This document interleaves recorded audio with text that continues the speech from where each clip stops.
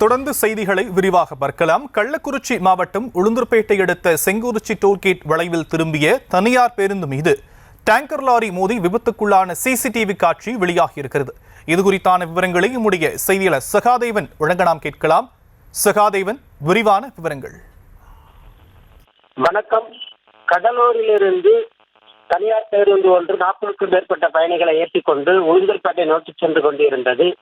இந்த பேருந்து உளுந்தூர்பேட்டை அடுத்த செங்குறிச்சி உள்ள சோதனை சாவடி பகுதியில் சாலை வளைவில் போக்குவரத்து மீறல்களை திரும்பி இருக்கின்றது.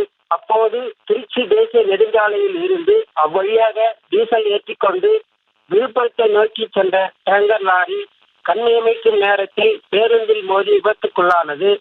இந்த விபத்தில் தனியார் பேருந்தின் டிரைவர் மற்றும் பயணிகள் உட்பட 10க்கும் மேற்பட்டவர் படுகாயம் அடைந்திருக்கிறார்கள்.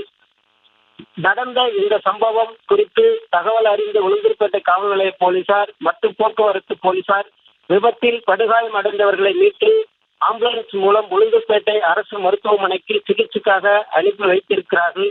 மேலும் விபத்துக்குள்ளான வாகனங்கள் சாலையில் இருந்து அப்புறப்படுத்தி போலீசார் போக்குவரத்து சரி செய்து இருக்கிறார்கள்.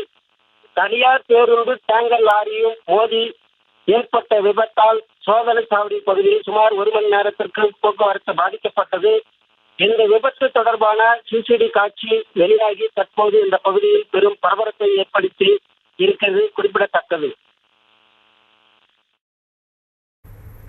விவரங்களுக்கு நன்றி சகாதேவன்.